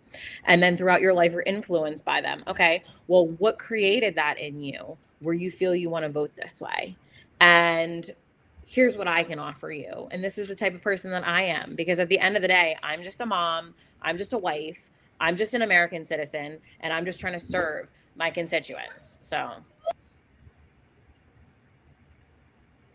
And you mute yourself or something? I lost you for a second there. The last couple words. No, that was it. Okay. No. Okay. Now I hear you. Now it's like you were muted for a second. But all right, let's go around. Jason, let's go to you. So I'm just going to expand on a couple things that Hillary said, because I think she's spot on. So there's independents, there's Democrats, libertarians that do agree with us on some issues, right? We have to find what those issues are and talk to them about those issues. So in sales, there's something, it's called critical selling skills. This is what I use day in and day out, where you ask open-ended questions to people and just kind of sit back and let them talk. And that's how you can kind of find out where they are and where they might align with you. And I'll give you a quick story that happened a month ago. This was in Mercer County at an event that two of the local GOP clubs had. This woman had come in And she said, hey, can anybody come in here? They said, of course, everyone's welcome to come in. She said, but I'm a Democrat. I said, it's fine. Just, everybody can come in. To Hillary's point, a lot of people have these preconceived notions. Like, she didn't think that Republicans would have let her in the first place. So you should have saw the look on her face. And she's like, all right, cool. I want to see what these guys are talking about. So I got to talk to her about 5-10 minutes before the meeting started. Super sweet lady, but super far to the left. She was telling me what a great job Mondani was doing. But we had a real good conversation. I was asking her some good questions. They actually invited her to come back a month later to the candidate forum they were having. You know how hard it is to get anybody to do something a month out, right? Yeah. And in politics, and for the other side. She showed up a month later, and she actually got to ask the first question, which was on term limits. And she said, listen, before I get started, I want everybody to know, why I came back. She was, Herb Conway, who's my opponent in November if I win the primary. He had a town hall tonight, but I skipped it to come here tonight specifically to hear Jason speak because of the conversation that we had. And when I was talking to her, I found out what was important to her: term limits, accountability, and the future for her grandchildren. So those are the things that I talked to her about. And after the forum, she said, honestly, if you win the primary, I'm probably going to vote for you, not because I agree with everything you say, but I trust you more now after talking to you that you will do the things that we do agree on. We have to talk to people. Yeah, it's called dialogue. Yes. And you just don't get that today. People are too narrow-minded in too many cases. Yeah, I feel like, the divisive rhetoric, and I mean, the legacy media does not help with it, right? They divide us all by category, by race, by all these things. I mean, even running, I got a thing that said, like, what race do you want me to identify you as? I said, you could just identify me as an American, because I don't want to be identified by my race, to be honest. So this is something that, I feel like the divisiveness of it doesn't help either side. And sometimes it can even lead to political violence, which we've seen in the past. So what we do is we need to talk to every single voter. I don't care if you're a Democrat. I don't care if you're a Libertarian. I don't care if you're a Republican. I don't care. I'm willing to have a conversation with you, to share my views with you. And if you don't agree with me, you don't have to vote for me. But I want to hear where you're coming from so I can better understand, if I do win, the constituents in my district. Because if you win, you're not representing just Republicans. You're representing Republicans, independents, unaffiliated, anyone who's in your district. You're representing everyone. So I think it's really important that, we do listen. So I agree with Jason very much on that. You're right. And Gregg, I'll go to you next with that question. Yeah, I think, the concept of the listening tour, how do you serve people and represent them if you don't know what's on their minds, right? So we do have to get out there and listen. And I mean, I learned to listen when I was a very young boy, and refined through my career now that it's the key to success in representing people is, they guide the agenda. You have to represent your people ahead of your own interests many times. But, the key to part of that, I mean, it's one thing, like, for example, in my district, there are quite a few urban centers who traditionally vote Democrat, and I've got to overcome that. And part of it is not just having the occasional event in like a central place and try to invite people. Many will not hear about it, or even if they do, they won't go. So, you have to go to the homes. You have to, knock on the door, say, I'm really interested to find out what is troubling you these days, what has to be addressed, because I'd like to be the person who addresses it for you. The other thing, it was actually during the petition gathering, signature gathering, I went to one house, and a guy came out, and he was clearly left, Democrat, and so at first I said, okay, I'm trying to get signatures. I need Republican signatures. I'm running for the Republican primary. So if you are a Republican and you want to help me out, that would be great. And usually people who are trying to be fair and have a fair conversation, the first thing they might say, and if he wants to talk, that's fine. But you usually would say, well, I am a Republican, or I'm actually not a Republican, or I'm this other, party or whatever. And instead, he's like, What is your position on Iran? And then went into a few other issues. And he was never going to answer me if I stayed there all day. But I stayed a little while because I wanted to show him that we can have conversation, and certainly we're interested in listening. And I mean, the tip off for me that, yeah, I mean, there was no, showing him new information and trying to convince him of something based on merits, was he said he read this Times article. And I was just like, definitely compromised with following that rag. So, but yeah, I mean, yeah, at the end, he said, "Look, I hope you lose," and I was like, "Well, sorry you feel that way, because I'm ready to talk to you about what is going to help everybody, not just the Republicans. I mean, yes, you represent everyone, and it's the biggest point here is we need to talk to everyone because that's who we have to answer to. And so, to me, I just, I feel like we need to have those conversations. I mean, as many, one-on-one, knock on the door kind of thing or whatever. In addition, though, to these other like town hall meetings, like this, but also with live one with people in the room and all that kind of stuff, and get the variety of people to get the variety of ideas of like, what are the problems? And then we can come up with, okay, well, we keep hearing about this problem being a big issue in this area, then formulate our response of, this is how we can really effectively deal with it. So it's a lot of outreach. It's a lot of legwork, of course. I mean, we're all going to be exhausted, and we're all going to, take a nap the day after November's election. But, it'll be worth every minute as long as we can reach as many people as possible and let them know that we are legit. We love the idea of serving people because it's in our blood to help. And, that really needs to be the priority. And then, right behind that, hopefully as many skills as we can gather, either already or over time leading up to the election, to show that we are not going to land there and have no idea which end is up, that we're going to know what we have to do. We're going to have a good idea of how everything works and how we work within that to get to the achieved goal that we want. You're right there. You couldn't have said it any better, Gregg. You couldn't have. And before I get into it, I just want to say Ann just posted again. So she has our whole future cabinet going. Hillary's going to be. I was going to say she got me a job now. Vice President, your Secretary of State. What am I? Yeah. I forget what they will be as. Speaker of the House. I am now. So thanks, Ann. I appreciate your enthusiasm. So, Damon, Speaker of the House. Love it. But no, you're right about all that. And the main thing is to have the conversation, and that is my biggest struggle with people. I can't get a Democrat on this show. I can't. They will not come on. I begged and pleaded for them. Some people, they said, "Yeah, we'll come on," and they wouldn't.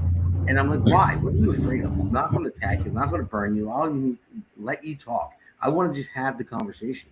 But they won't. And when I say they won't, it's the far left that really won't. But a regular Democrat, common sense Democrat, like a John Fetterman, I'll give him that. John Fetterman was a shock to me. When he came out of the stroke and stuff, and he's a common. Are you allowed to have a favorite Democrat? Because he would be mine. Yeah. He'd be my favorite Democrat. I mean, I don't want him. I don't want him to become Republican. No, stay Democrat and make sense out of that party, please. I want you to stay there, John. So to stay there, make sense out of the party, because they're all going too crazy. But the main thing is, if you have a conversation with a Democrat, if they'll actually have one with you, and they'll give you time to debate back and forth a little bit here and there, telling you what they're for, what you're for. In the end, you're going to find out if they're a common sense, I'll call them a Reagan Democrat, or whatever it may be. You're going to find out that you align on a lot of views. It's not. It's just everything in politics.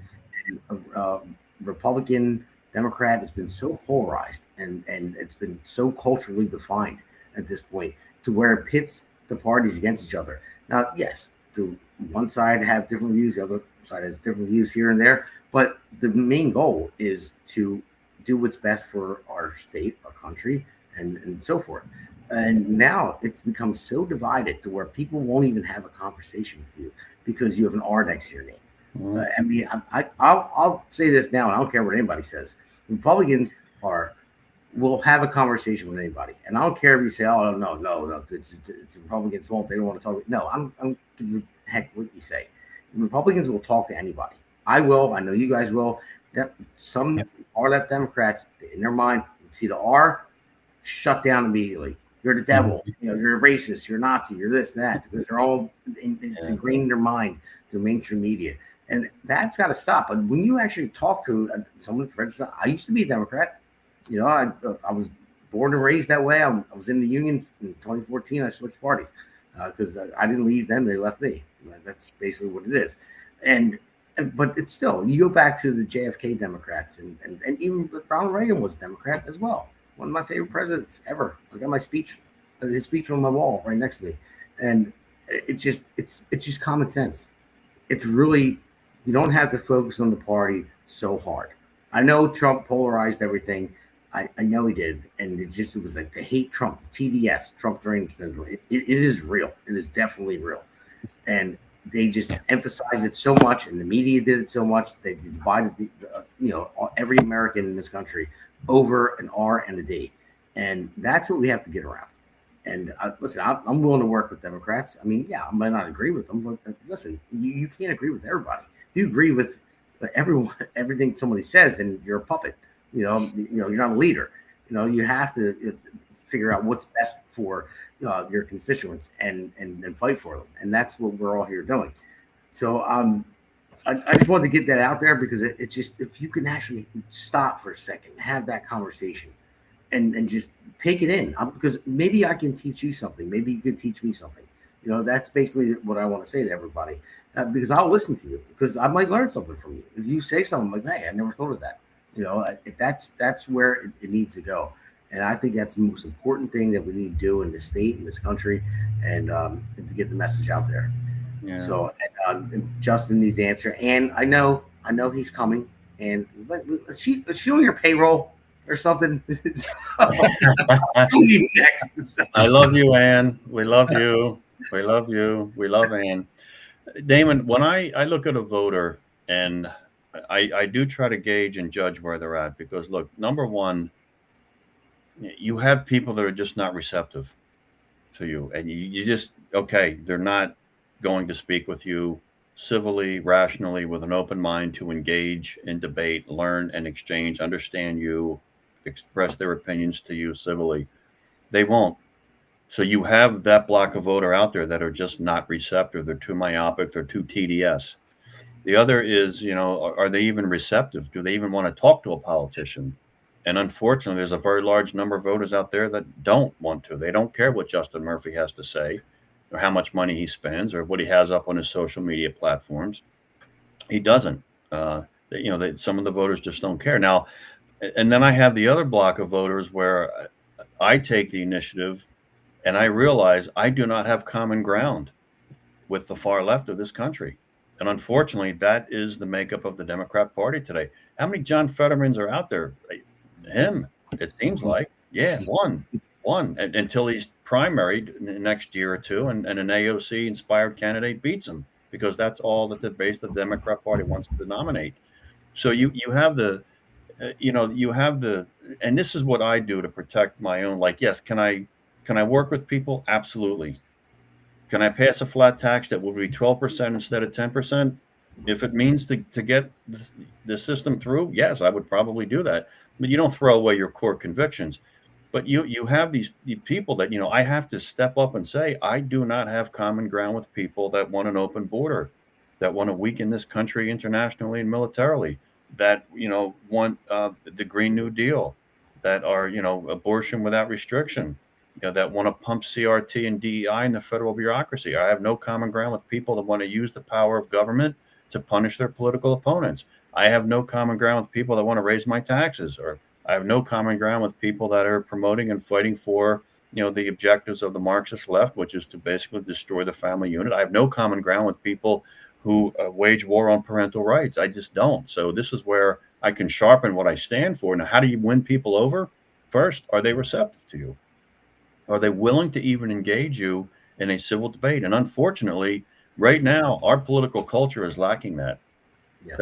That's a sad commentary. I mean, I knock on doors. I've been knocking on doors for weeks now, and even with Republicans, I have people tell me, I hate Republicans, registered voter. I hate Donald Trump. Yep. If you're with Trump, I'm not voting for you. And that's it. The door closes. It's not, I can't say, hey, well, what about his policies? And you don't like the guy. You don't even get that far with people today. You don't get the dialogue. So there's very little dialogue. Social media exacerbates the agitation. And then you get stuck with a group of people who are not receptive, that you don't have common ground with, and then are apathetic. So, my God, what do you do? I mean, how do you do this? How do you really reach these people? And unless they're receptive, you don't have a choice. I mean, I can talk with people. I love to do it. I love to engage. I don't become angry if somebody thinks differently than me. But unfortunately, I'm never really met with that. I mean, I can't imagine if I win the primary, like, where do you go to speak to Democrat voters? I think they're not going to want to hear from me in large part. The Democrat that left that party, I have to find and talk to that person and inspire. I always speak about inspiring voters to vote for the Republican Party. And yes, you have to get the message out. But as far as how do you engage with them, it's exceedingly difficult today because of the political climate. No, you're right about that. And before we wrap this up, I just want to say one thing. What you said about people asking, I ran into that a lot. When I knocked on doors, they get my petition signed. They would say, "Are you a Trump Republican?" Yeah, are you a Trumper? Yeah, did you? Yeah, and I said, "Well, no, I'm Damon Galdo. I'm running for Congress." And they're Republicans, and they're like, "Well, did you vote for him?" And I feel like telling them it's none of your goddamn business, but but I can't say that. So Right. Anybody out there, this is my view, not anybody else's. Yeah, they're going to hold it against you. That's what I wanted to say, but I'm like, okay, fine. I'm going to be honest. But yeah, I did. What did I have? I had two choices: I had Kamala and I had Trump. Yeah. So, who'd you vote for? I didn't ask you that. Did you not vote at all? I would assume if you're a Republican, or did you vote for the Democrat? So yeah, that is an issue out there. The TDS is real, and it's got to go away. He's done in 2.5 years, roughly, whatever it may be. And it would turn out, and someone else would be in there. Just let the whole Trump thing go. All right. Did everyone make America great again? Did you read his Easter tweet, Damon, on I guess it was on X, or his Easter tweet? Probably Truth Social or something. Yeah, it was pretty rough. I mean, that he dropped a few F-bombs in there. I'm like, wow, okay. Now it doesn't. Well, you know what? I guess why not at this point? When you're that old and you're termed out as president, he's not up to re-election. He doesn't care. Yeah. So I guess that's it. It is what it is at this point. So whatever. Just don't mess us up in the midterms, Trump, please. Get this. Well, you know what? Look, we're looking at a lot of Republicans who are unfortunately going to sit home. Yeah, I know that's a problem. It's a big problem. I mean, look at what all of us are doing. And the thing is, I want to put out there before we go around the room until everyone can say, how to reach you and get to your website and campaign. Somebody asked about, is anyone getting support from the NJGOP? And I would say that's a 0. No. Yeah. And the thing is, listen, I'm not attacking. Oh, you are? Well, I mean, I got endorsed. I got an endorsement from 3. Okay. Yeah, I got the endorsement from 3 counties. I know Justin got endorsed by multiple counties. Gregg, I don't know about you. Jason, you got endorsed by. When they say NJGOP, they mean the state party, the state. I mean, probably like if they're gonna endorse, it would be like after. Well, not endorse, like help. Money. What I mean, what I'm getting from that is because someone said they're $120,000 in debt, and then somebody said that Jack must have spent it all or whatever. Yeah. But the thing is, and lost. I get it. I've talked to them about, again. This is nothing against the Republican Party whatsoever. I know what shape we're in, but we need to do better. The NJGOP needs to do better. The NRC needs to do better. I mean, NRC needs to do better. We need to raise money. I know that there's money out there. We have more money than the Democrats.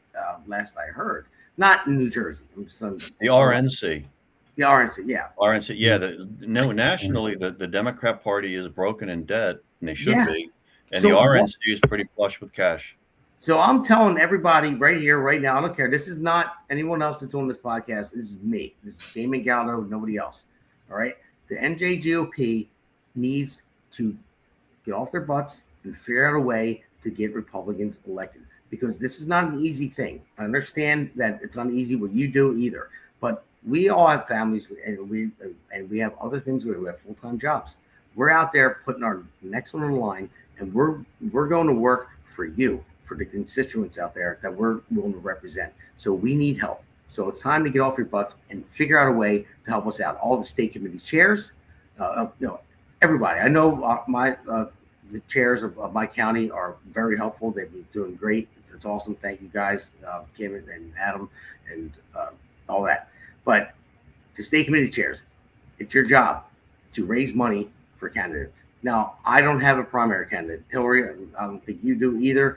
Gregg, I don't think you do either. Justin and Jason, I know you guys do. So I know they're not going to help you out in the primary because of that reason. But we are past the primary.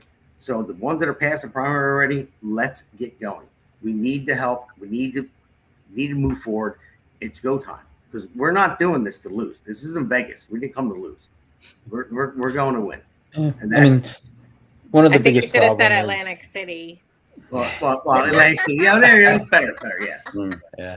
One of the biggest problem is the powers that be have decided which races are written off as just unwinnable in their minds, and it's unfortunate because that's what keeps it there. So, there's so much talk this time. One thing I have a problem with is so much talk about defense of the existing seats we have. We need to be going for new ones. We need to flip them our way and get a bigger majority. This is crucial now more than ever. And there's not much talk I hear about it in terms of the party throwing resources at races that are tougher to win. And we don't have the incumbent on our side. But we've got to expand that map, because that also gets the Dems to spend money in those areas that they thought were safe. So there's a big benefit to taking that approach. And I mean, earlier that was correct. I mean, Tom Kaine's going to get the most money in New Jersey because he's got the toughest incumbent race, right?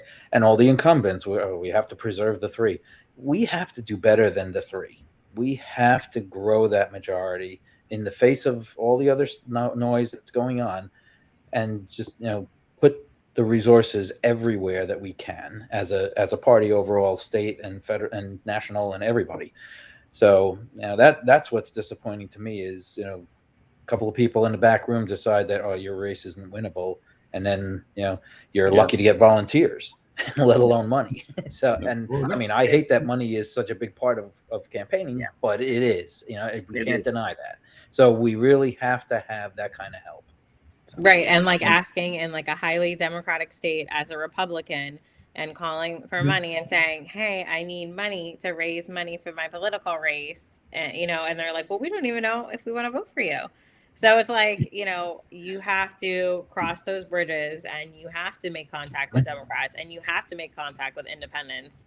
And you have to say, look, we all kind of want, safe schools. We want safe streets. We want, maybe some of the, far, far left progressives don't want safe streets because, they want open borders and stuff. But we mostly share that we want these, commonalities. So we really need to focus on the commonalities and, resonate with voters outside of the typical, Republican donors. We need to say, hey, regular everyday people, because that's what we are, and we're running.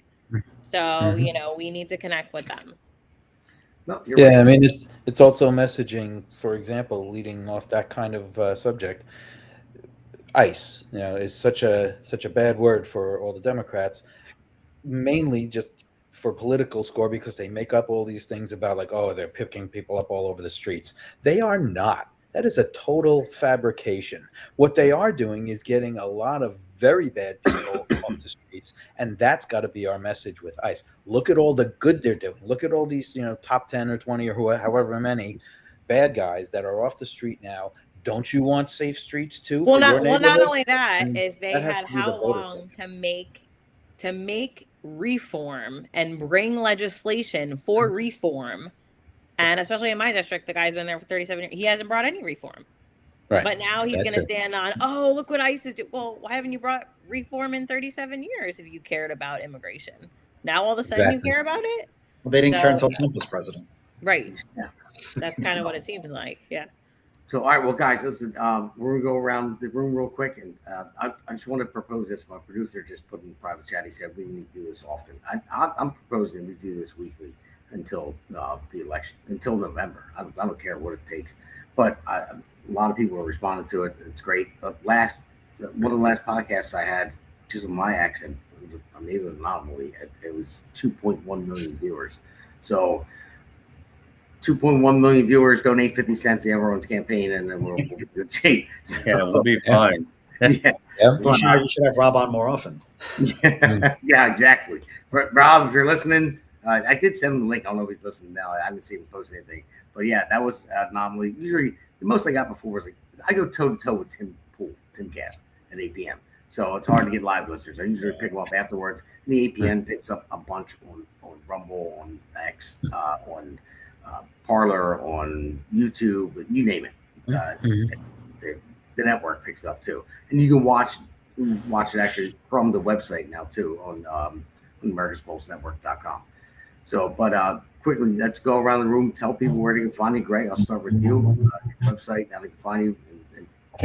Yeah, and the website is www.Mele for America, and it's MELE and the number 4 America.com. You can find out more about the campaign, more about me.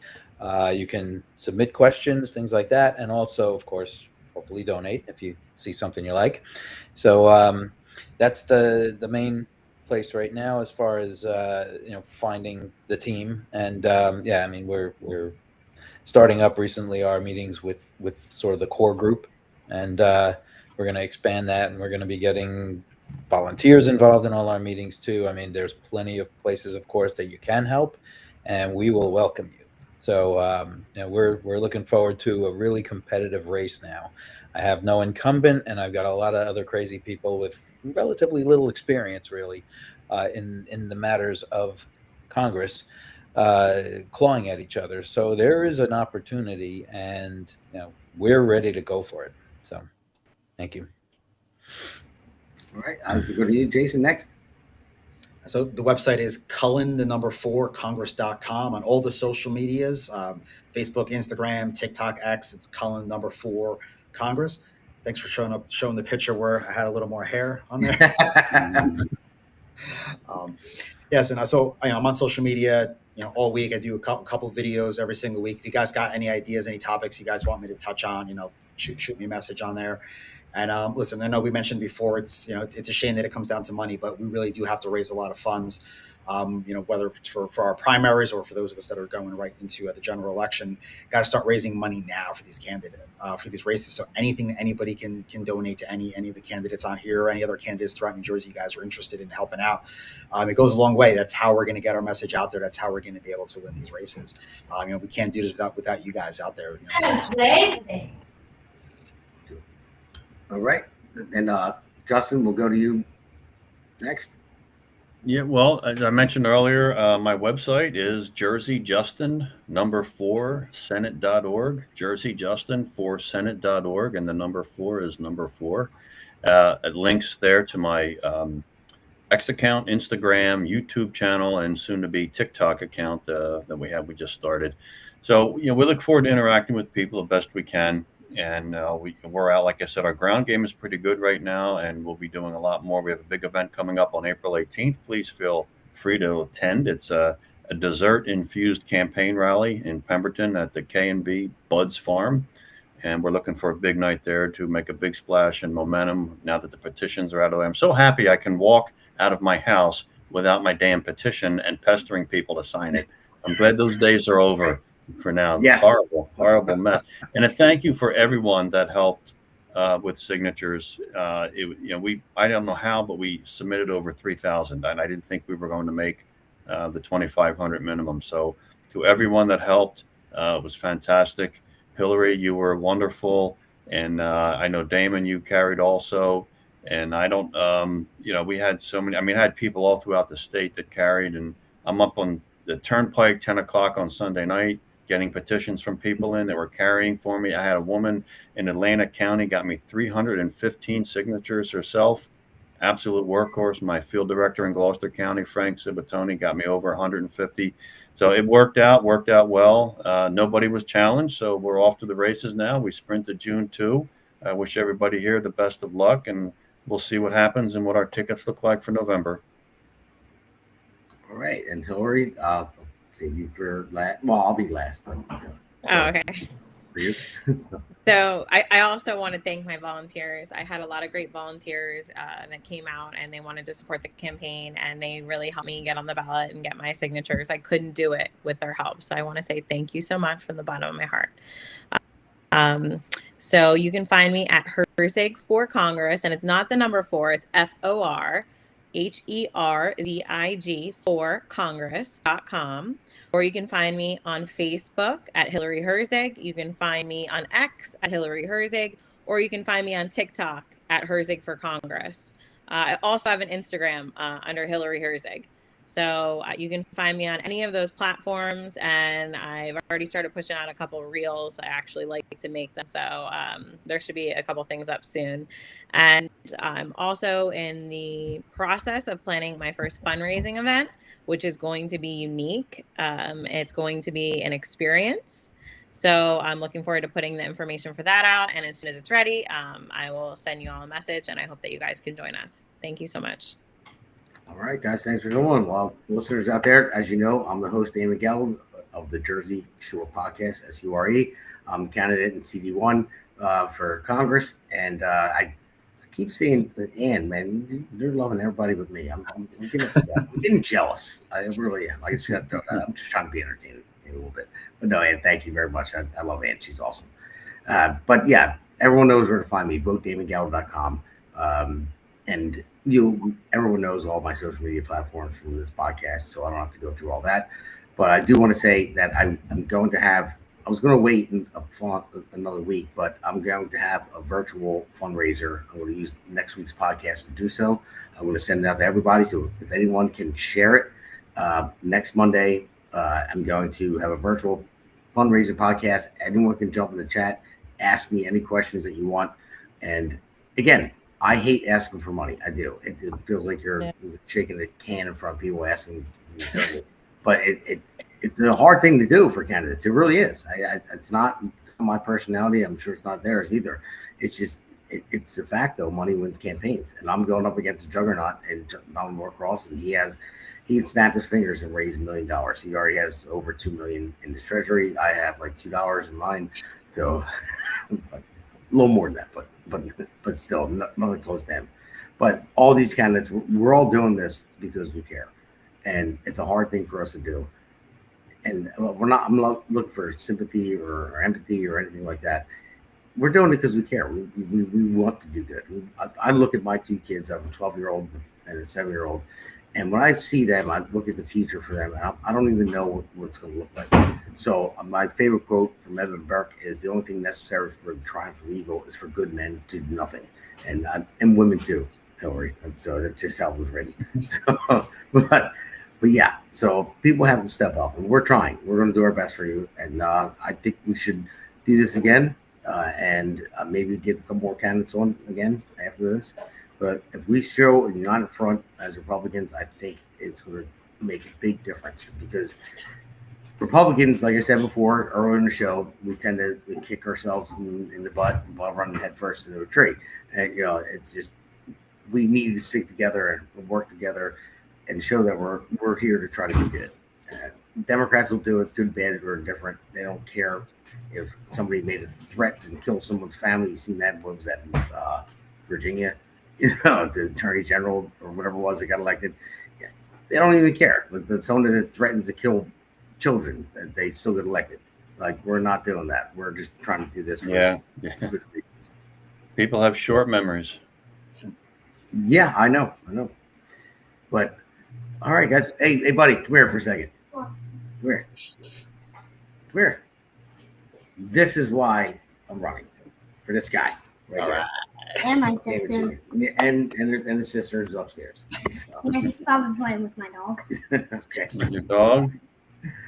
All right, guys. Well, And you're wearing Republican red. I think it's awesome. So I can't deny him. You know, I don't think I can. Right. He's not the Right. mailman's baby for sure.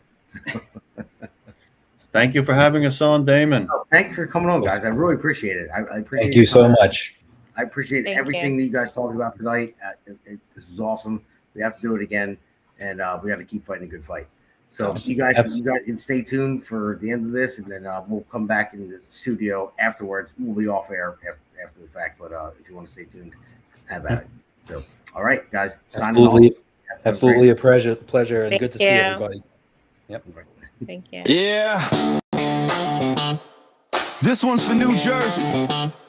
For every working family that's had enough. Name's Damon Galdo. And I'm just getting started.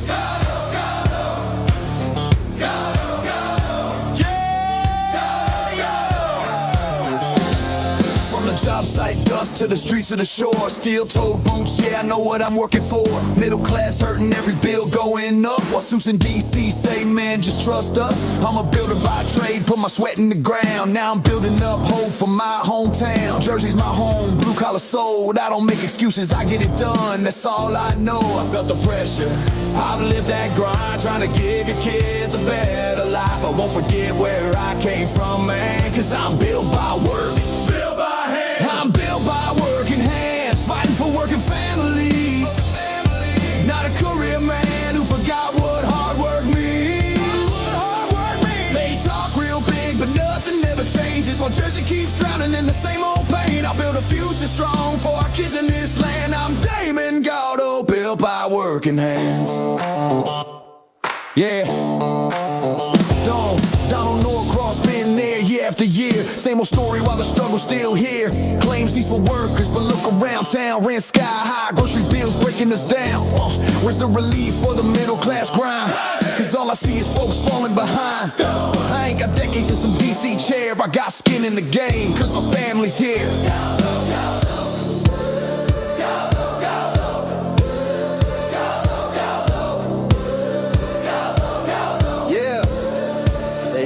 Time, they had their shot. And tell me, Jersey, what have we got? It's time for change, time for a stand, time for a work, and not another plan. Not another plan, not another plan. Yeah! I'm built by working hands, fighting for working families. Not some suit who sold you fantasy. We waited long enough, it's time to demand a future built by honest hands. For Jersey strong, for this great land. I'm Damon Galdo, built by working hands. Yeah, this ain't left, this ain't right. This is fight for what's right. For every mom working double shifts, every dad praying they don't miss. I'm running for my kids, running for yours, for a state that deserves so much more. Not talk, that's the plan. Let's build it back with a working man. For our children's dreams, for a better way. I'll fight for Jersey every day. No empty words, I'll take the stand. Cause I'm built by work. Yeah, I'm built by working hands, fighting for working families. While the old guard keeps playing the same old game. But we're done with waiting, done with excuses. It's time for a man who knows how to do this. I'll build a future strong for our kids in this land. I'm Damon Galdo, built by working hands. New Jersey 1st District. If you're tired of the talk and ready for work, walk with me. Galdo, Galdo. Galdo, Galdo. Galdo, Galdo. Make the crowd chant with no music.